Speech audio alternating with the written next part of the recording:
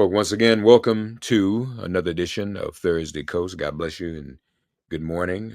It's morning. Well, actually, still morning here on the East Coast. It's not noon yet. We're a little early today, and we know it's early in the morning on the West Coast, where Markos is back home, founder of the largest online progressive community. We had to get together this week to talk about what happened Tuesday and how significant it is. So, and we welcome your comments in the chat, if on all the chats, if you are watching us streaming live. Hey man, how are you? Big Tuesday. It was an ass whooping. I mean, Republicans got mauled. It was, we were saying it was going to be a good day for Democrats just because Trump's polling is bad and the economy is heading south, and he's more fixated on his ballroom than he is on, the things that people thought they were voting for when they voted for him. But I didn't think it was going to be this good, Mark. I did not think it was going to be as dramatic as it actually was. No, it was definitely a big night, and we thought it might be a little closer in Virginia and New Jersey, but it wasn't actually. I'll put one thesis out here, and I'm going to hand it over to you because I know you got a lot of analysis. We talk about. I was on another show earlier this week. You weren't on with me, but a caller called to complain that the Democratic Party's tent is too big, and that's why we can't get anything done. Too many different constituencies, and there's not a lot of harmony. We have always considered that a good problem to have. We just had to figure it out. I think we saw that Tuesday. You can't have a more diverse group of personalities than a Spanberger, a Mikey Sherrill, and a Zoran Mamdani. Yep. That's all us. Now we just got to figure out how we still work together. We can't be that different with each other. If all those different groups of people, Abigail and Mikey, two totally different candidates and types of people than Zoran, who after all disappointed his transition team, and it is 100% women. There's not a single male on his transition team. But we've got to seize that. One, two, and then I'll shut up. Markos, we talk about us. Markos and I we've never sugarcoated our side's shortcomings. We go to sleep sometimes. Even those of us who are the most progressive and most radical, we go to sleep. We went to sleep in November last year. Obviously, devastation, depression. But then when we win, we had this euphoria. And then sometimes we go to sleep again. We're like, oh, we did it. And then we go to sleep. Don't we? I mean, I don't get that, y'all. We, for once, let's build on this. I know it feels great, but we're not done. We got to be right back at it next year in the midterms. We cannot be euphoric. We can't go on these emotional extremes. Let's deal with the, Abigail and Mikey, boring, not excited. We heard all of that, but they won. Let's work with it. And everybody's not going to be a Barack Obama or Zoran Mamdani, but we ought to be able to capitalize on. So those are my main takeaways and admonitions. But we do well to hear yours. No, that's all good. We need to stop looking at politics as like a personality contest. You're not electing your BFF. Like, this is not the person you're going to be hanging out with. Like, you need people who are competent public stewards. First of all, number one job of a politician, get elected. Number one job, get elected. And I've been writing quite a bit about how Trump did that by promising to lower prices on day one. And people are hurting economically. And nobody thinks, well, how's he going to do it? No, like, tell people what your values are. Now, Trump obviously never gave a damn about lowering prices on day one. Like, he doesn't even know what a grocery is. He thinks grocery is an old-timey term because he's never in his life bought groceries. But that's not taking away from the fact that his number one job was to get elected. Right. And you got to be attuned. And that's what Danny did really well, is that's how he went from 0% to being mayor of New York City, is by really understanding what people really feel and need. And then the second job is to get reelected, right? And that's going to be a challenge. And I got my questions about Mamdani's ability to deliver, but that's going to be his next challenge, his next job. And as you mentioned, he's got a big coalition that he's going to have to keep happy, and particularly the DSA crowd, the Democratic Socialists of America. They're not known as being team players in any sense, or having any patience, or having any understanding of broader, um, bigger political picture, to the point that they excommunicated Alexandria Ocasio-Cortez, right, from AOC, from from DSA, which she's literally their biggest accomplishment until Mamdani, and you think she would be their hero. But so there is a close-mindedness on sort of that further left part of the Democratic coalition.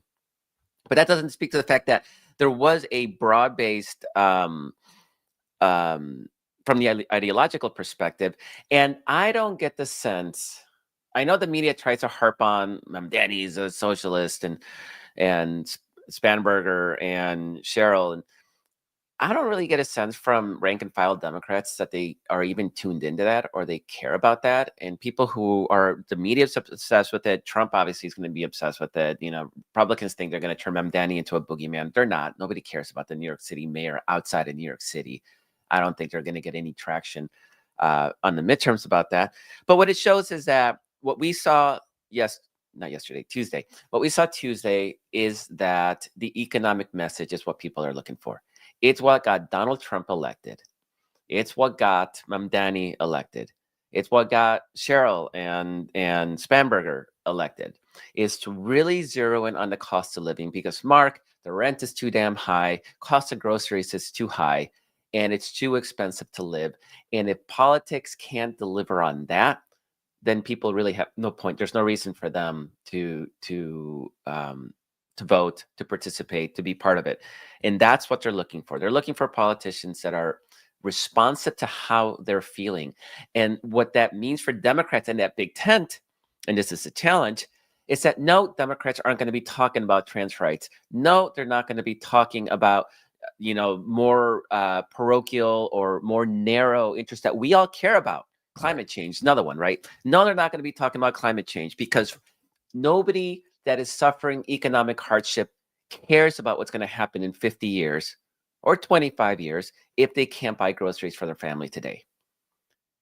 That's where we as a coalition need to be patient. We know that Democrats are going to be friendly on those issues.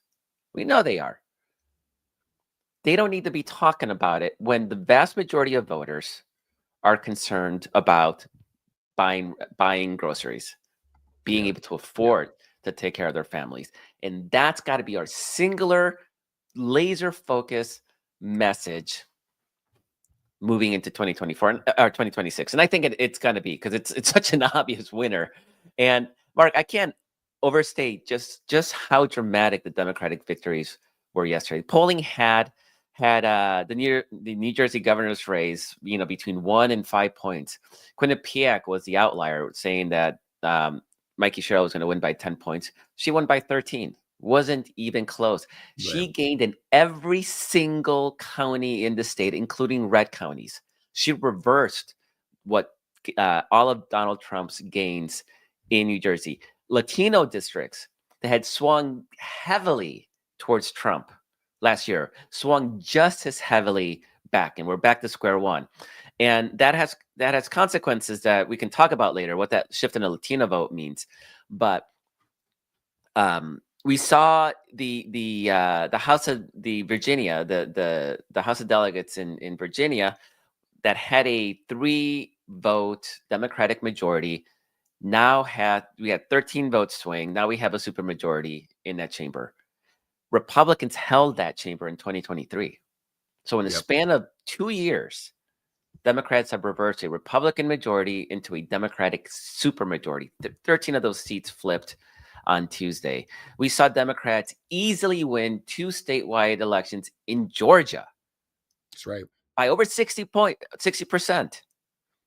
And that That that doesn't was mean that was, yeah, that was the Public Service Commission, right? yeah.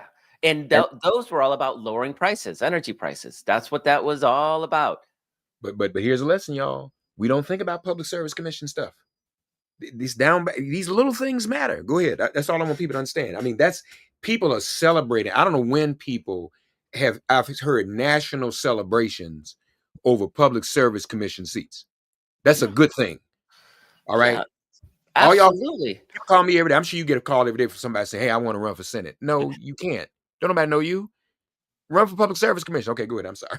Yeah, no, and when we started talking a decade ago, we used to complain that the only time Democrats and liberals really tuned in for politics was presidential, That's right. right? Like I remember like being so frustrated at the Bernie crowd because I'm like, there's more than Bernie. There's a whole ballot. There's elections that matter up and down the ballot. Can we turn out? Can we pay attention to judicial races, to attorney general races, to to Secretary of State races, to Public Utilities Commission? I mean, Right. the Democrats promised to freeze rates as soon as they took office. That's an easy promise to keep. Yeah. That one's an easy one. Yeah.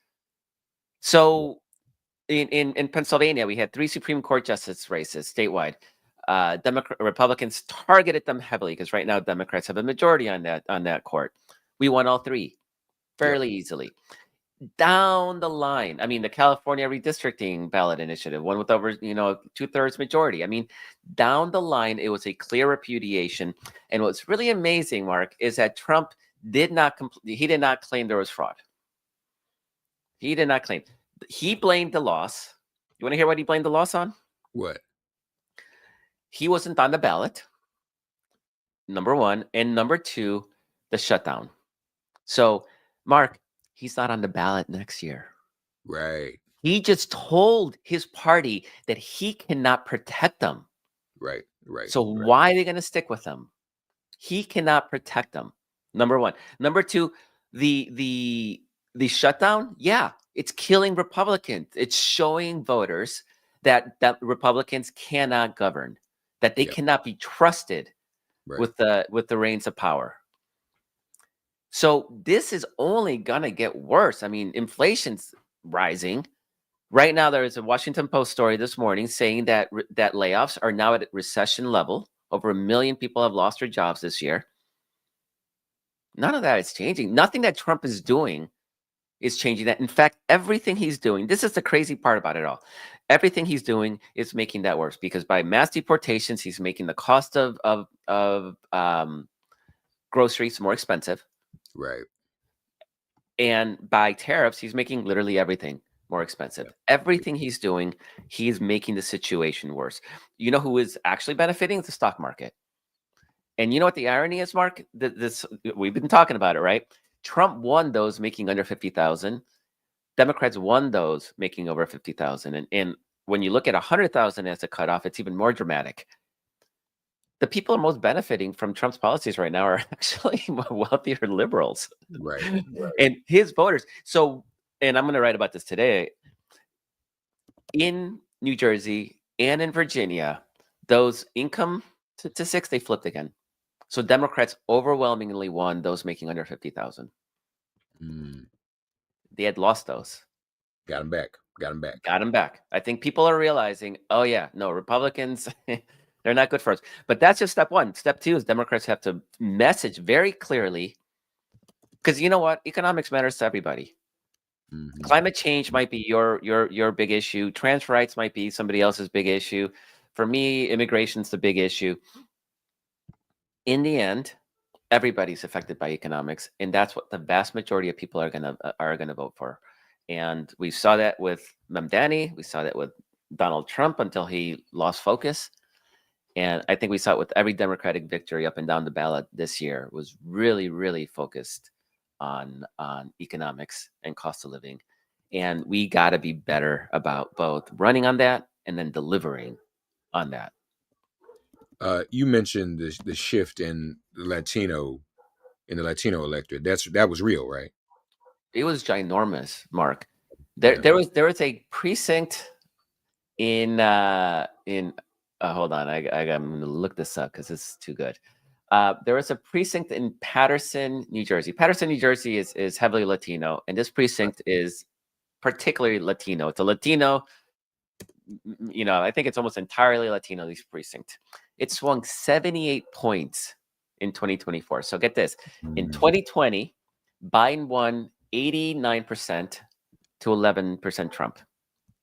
mm. In 2024, Trump won 50% of that vote. Harris got 49.7. So that was a 78-point swing. Wow. On Tuesday, Mikey Sherrill got 88% to Citrelli 12%. So it swung right back. And we've seen that in maybe not as dramatic as that particular district precinct, but in here, let me pull this up. In Hudson, which is 41% Latino, Murphy, who's the current Democratic governor, in 2021 won by 48 points. In 2024, Harris only won it by 28 points. That's a 20-point shift towards Trump. Mm. And then on Tuesday, Mikey won it by 50. So even better than Murphy had won it in 2021. So everybody, I think what it looks like is kind of like a one-term flirtation where they kind of like make googly eyes at each other and they batted their eyes and maybe they held hands, and then these Democrat Latinos are like, ew, like this guy's a creep. He freaking Right. hates my people. Right. And it's swinging You're heavily rounding my back. people up. And this matters huge because you know the redistricting in Texas, all right, where Republicans did their mid-decade redistricting. 4 of those seats are majority Hispanic districts. They're majority Latino districts, mostly down in the border area. Those are law and order Latinos, and that's why they've been drawn towards the GOP in recent cycles. The Republicans have assumed that those Latino voters are staying with them. And so they completely redo the map in a way that is designed to lock in these, like, Latino voters as Republicans and those as Republican districts. If what we're seeing in the rest of the nation, if that carries out in Texas next year, that may actually backfire disastrously on the Republicans. Those districts can easily swing Democratic if these trends hold. And while the California redistricting, those aren't going anywhere. Those are going to be those are solidly Democratic districts. So immediately after Tuesday, Kansas shelved their efforts to redistrict. They're realizing that when you redistrict, you're making the existing Republican seats less red, right? More blue, because you Mhm. have to take those Republican voters and put them in these new districts to create new Right. Republican districts. So you're Right. diluting your incumbents. Kansas looked at the results on Tuesday night and they said, "We're out. We're not going to endanger our more of our Republicans." And it's going to be interesting because you're having conversations in both Indiana and in Florida about redistricting, and I would not be surprised if both those states at this point decide to pass, because if you're seeing this kind of shift in the vote, if this carries out next year, and Mark, my prediction right now is that it's going to be even more. The shift is going to be even bigger because the economy is just going to get worse and worse and worse, and people are going to start really, really getting hit. I mean, losing SNAP benefits, that disproportionately hurts rural voters, which are Republicans. You're right. Um, the loss of everything rural in just not even the shutdown and just Trump's budget cuts are going to impact rural America. The loss of healthcare. If you look at both Virginia and New Jersey in the exit polls, the top two issues were the economy and healthcare. Mm. And in both states, they asked about taxes. And New Jersey has they had the highest taxes in the nation. And it was like 13% thought taxes were the biggest issue. Yeah. On crime, it was like 3%. Immigration, it was like 6%. And yeah, Republicans won those, but they're a tiny, tiny minority of the electorate, right? Most people are fixated on healthcare and economy. And Mark, I think they're the same thing, right? It's called cost of living. That's what those Mhm. two categories are all about. Mhm. And Democrats right now are absolutely dominating those. And again, as we talk about big tent party, we can't be locked, oh, this candidate doesn't talk enough um, about transition surgery for prison inmates. Like, no, they're not going to talk about that. And it would be political malpractice to talk about that. Yeah. They're going Yeah. to be talking about the economy and making life uh, cheaper and easier, improving people's lives. Yeah. That's what's most important. In other areas of victory, uh, uh, Marcos alluded to the Public Service Commission in Georgia, Alicia Johnson and Peter Hubbard. Alicia, actually, the first um, African American woman to serve in a statewide elective executive office in Georgia. Um, this is the first time Democrats have won a non-federal statewide office in Georgia in 20 years. A non-federal statewide office. And again, it's all about the rent is too damn high. So is the electric bill. Georgia power bills have increased 6 times, y'all, since 2023. Um, First black woman elected in the city of Conyers, Georgia. Um, um, Swainsboro, Metter, Georgia. Andre Dickens won re-election, but we got problems with Andre because of Cop City. Um, Mississippi was forced to draw their new districts after flagrant violations of the Voting Rights Act. Democrats broke the Republican supermajority in both houses of the Mississippi legislature. That's huge.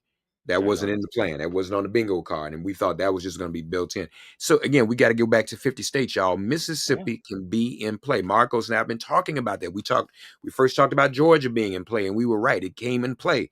We can put Mississippi in play, and maybe one of these days, um, even Texas. 90% of African American voters supported Abigail Spanberger in Virginia. Um, um, Kamala Harris got 84% of black voters in 2024. And this is important. Jay Jones also won that race for attorney general in Virginia. No point, Marcos, in having a Democratic governor and a right-wing attorney general, because what are we now seeing? We're seeing that a lot of these cases, including the SNAP cases, were brought by Democratic attorneys general, and so things have Mhm. kind of turned on their heads, where we're going to have to rely on Democrats in the states where Republicans are usually the ones that are tenthers. Not saying Democrats are becoming tenthers, but we Mhm. got to work every angle of this. So that's good news. Aiken, South Carolina, first black city council member elected, first black mayors in Albany and Syracuse here in New York. Um, um, the support from Mom Donnie, black voters voted for Cuomo because of the father. And nobody knew Mom Donnie, but that completely flipped Tuesday night. So that's good news is as well. Mary Sheffield, first black woman mayor of Detroit.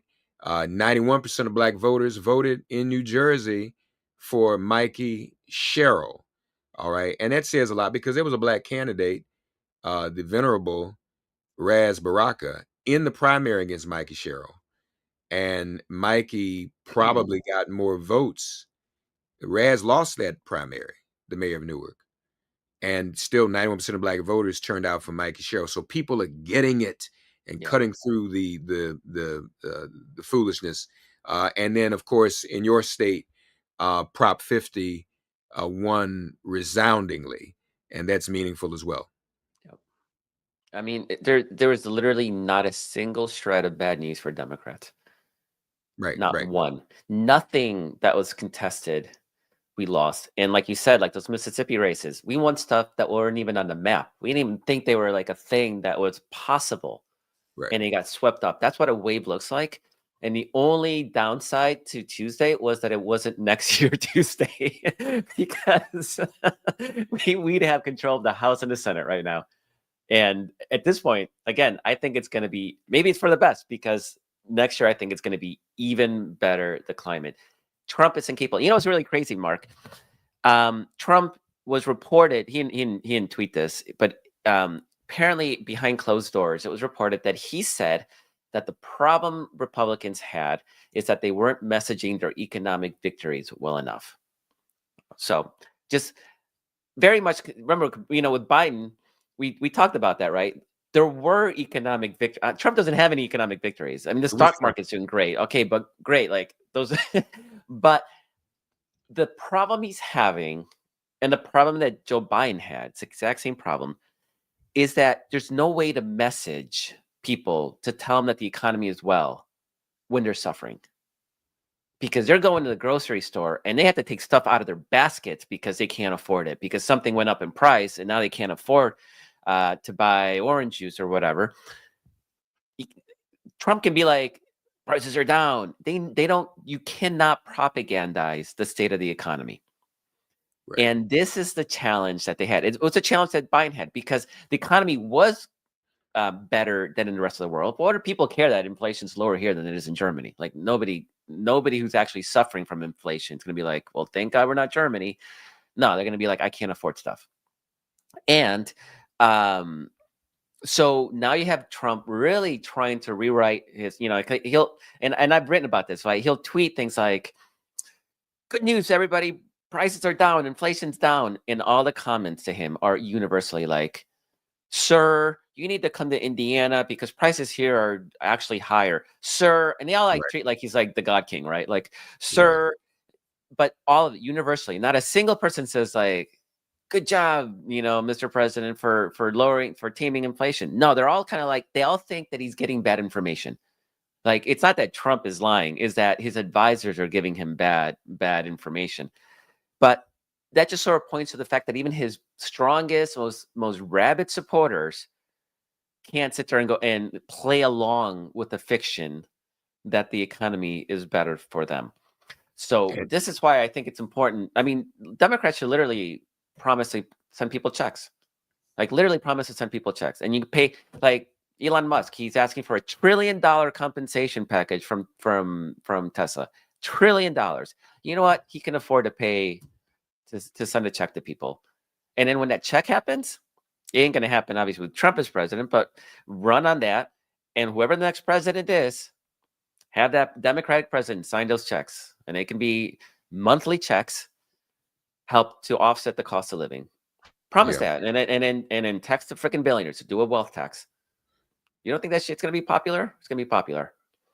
no, that has to happen. Democrats need to wake up and take advantage of that. And don't get me wrong, we have this diversity in this party, but some of this, let's just not do that and let's do that. No, it's not socialist to put your name on a check.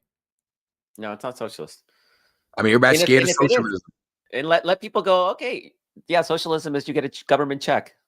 You right? really Because want to vote let's get it against your all real. government check? And some people might, but I bet you a lot of people will actually, because they're drowning.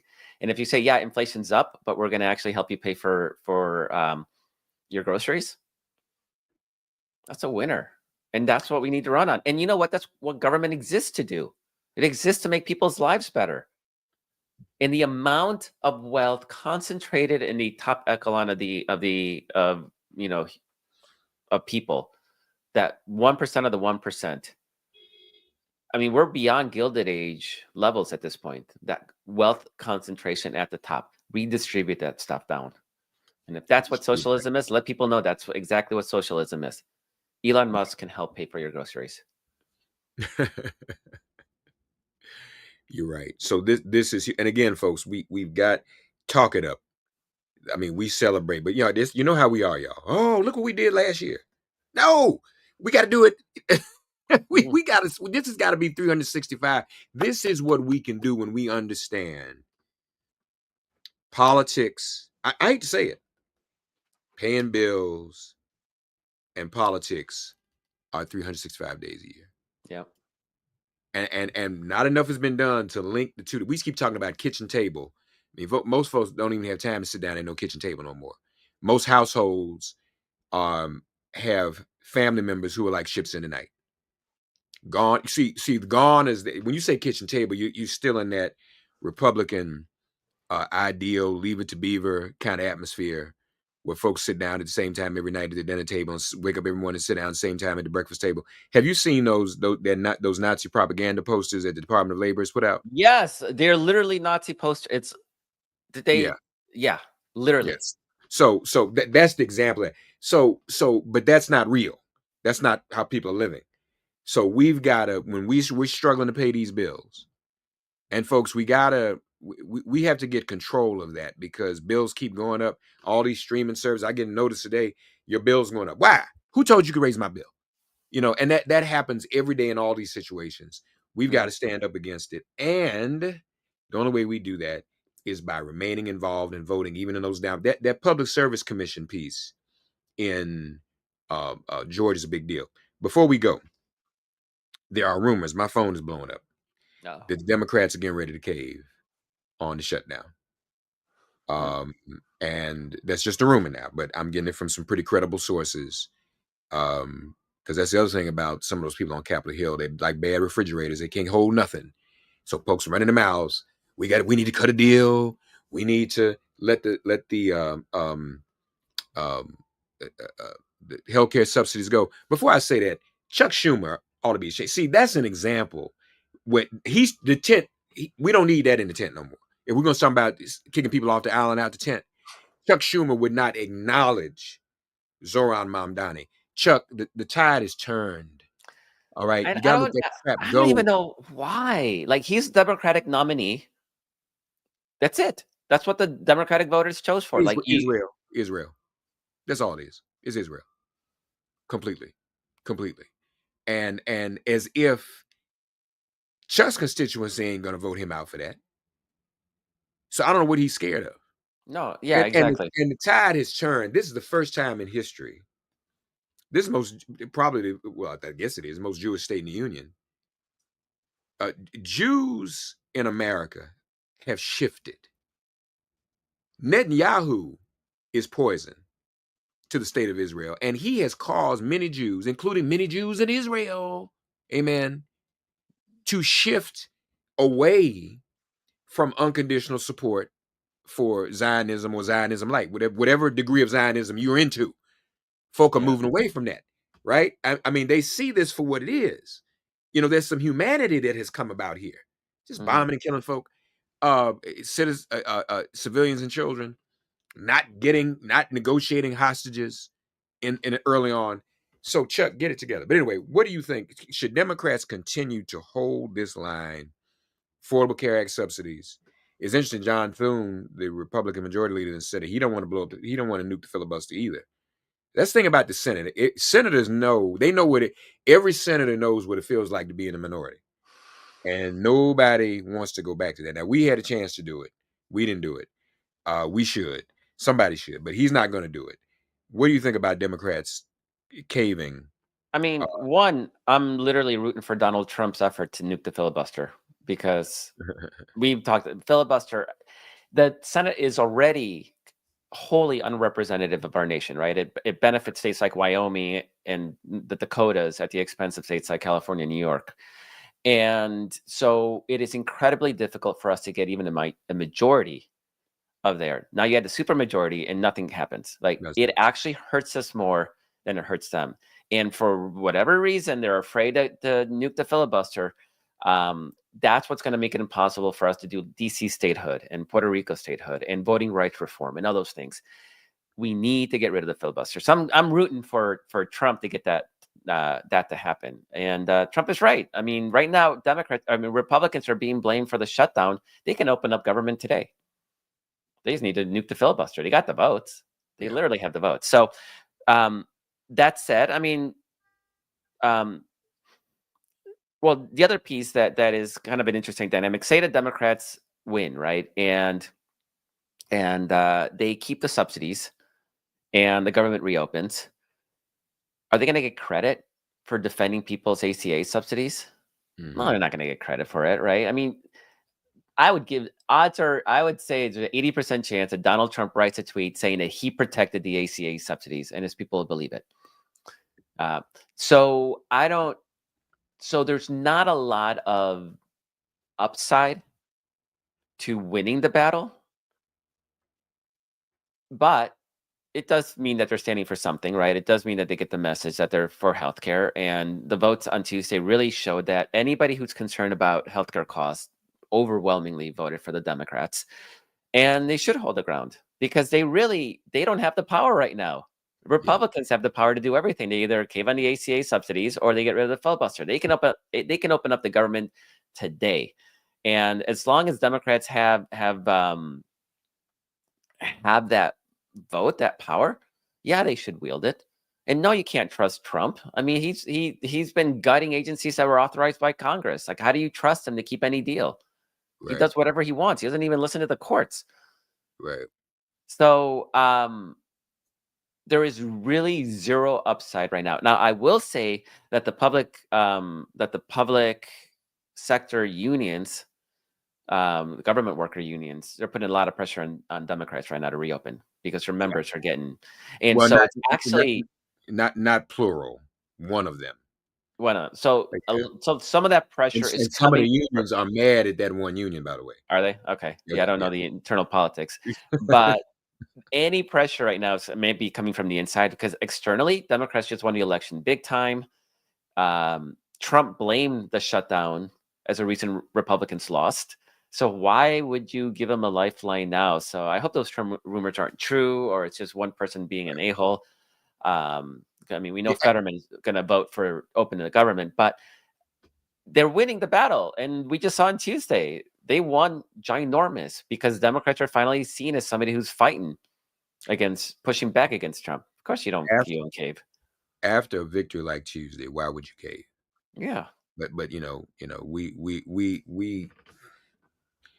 I you know, I love the big tent, but maybe some folk, maybe the milk. The tent. Do we have to have? Can we have everybody in the tent but the milk toast people? Is that Well, you okay? know what, Mark? Do we need to have Schumer in charge? That's the question. Like, he can be senator from New York. Nobody cares. Does Right. he actually have to be in charge? No. And he had his moment a few decades ago.